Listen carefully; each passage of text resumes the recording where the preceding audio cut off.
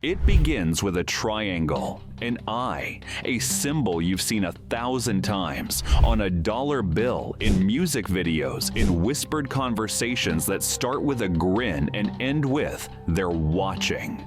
The Illuminati.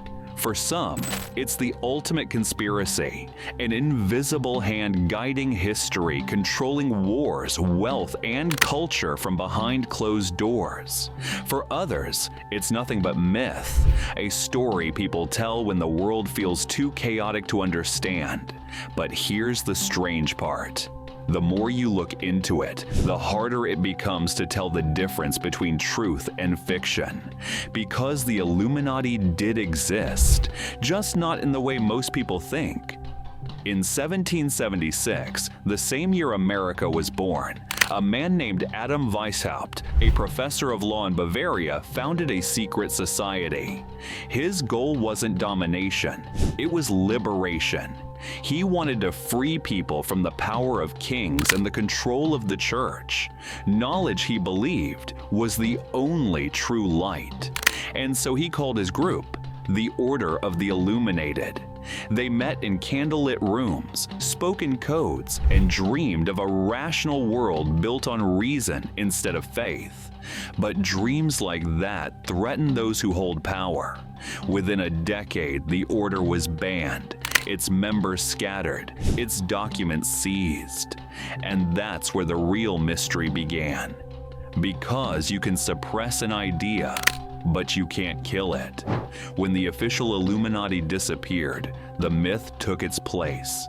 People began to see its fingerprints everywhere, in revolutions, in financial systems, in the rise and fall of nations. A secret society became an invisible scapegoat for every shadow the world couldn't explain. But what if the story we tell about the Illuminati isn't about them at all? What if it's about us, and our need to believe someone somewhere is really in control? Every age needs a villain it can't quite see. In the 1800s, pamphlets blamed the Illuminati for the French Revolution.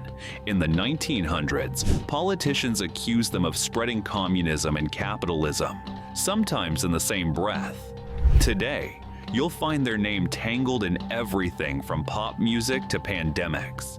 How did an outlawed group of Enlightenment thinkers become the ghost that haunts every theory? Psychologists say humans are wired for patterns. We search for meaning in chaos, even when it isn't there. If lightning strikes twice, we look for a reason. If the world seems unfair, we imagine a puppeteer. And if we can't see the strings, we call it the Illuminati. But myths are powerful not because they're false, but because they feel true. They give shape to fear. They turn randomness into story. The Cold War, the digital age, the rise of billionaires, every leap in human power created a new version of the Illuminati. The symbols changed, the faces changed, but the fear stayed the same. The idea that someone, somewhere, knows more than we're allowed to. And maybe that's why the myth endures. It gives us a villain that explains everything. And that's comforting, until it isn't. Because when everything is a conspiracy, nothing is. Truth becomes impossible to find. And that's when the real manipulation begins. Forget pyramids and robes for a moment. Power doesn't need secret meetings in candlelight anymore. It happens in plain sight, in glass towers, at quiet dinners, in boardrooms where a few signatures can shift the course of entire economies. The truth is, the world is controlled, not by a single all-seeing hand, but by networks. Banks, corporations, governments, and media empires form a web of influence so vast that it feels like one mind. And maybe that's why the Illuminati myth refuses to die, because somewhere deep down, we know it's not entirely wrong. When a small group of people owns more wealth than billions combined, when algorithms decide what we see and think, is that really so different from the secret societies we fear? It's not magic, it's math. It's not ritual, it's routine. One former intelligence analyst once said, "The most successful conspiracies are the ones that don't need to hide." So maybe the Illuminati never vanished. Maybe it evolved, not as a group, but as a structure, a system where power concentrates naturally, invisibly, inevitably. And in that sense, we're all part of it. But there's a twist that no one talks about. The more people fear the Illuminati, the more valuable the myth becomes. Disinformation thrives on attention, and the Illuminati is the perfect vessel, mysterious, timeless, adaptable. Governments, marketers, even entertainers have used it, some to distract, others to provoke curiosity. The result? A fog so thick that truth and lies blend into the same shape. Real corruption hides behind absurdity. When every scandal becomes Illuminati, the real culprits walk free. I spoke to a sociologist who studies online movements. She told me something chilling. The Illuminati isn't a secret group controlling people.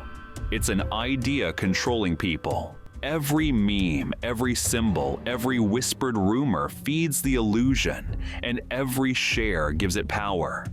The myth has become self-sustaining, a machine that runs on fear and fascination.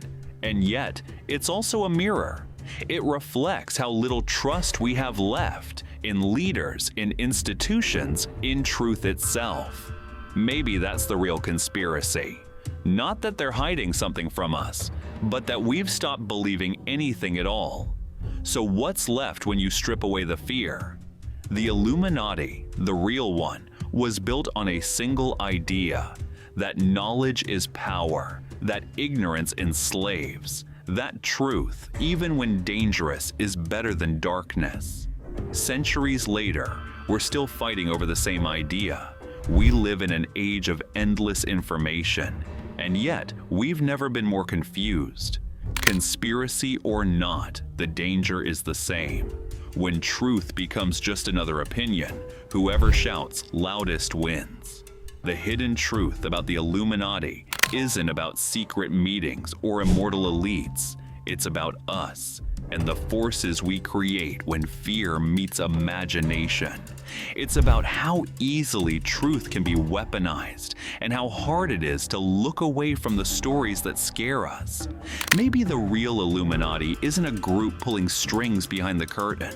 Maybe it's the curtain itself, woven from mystery, lit by the glow of our own curiosity. And maybe the real power is learning to see through it. Because every myth begins with a question, and the most dangerous ones are the ones we never stop asking.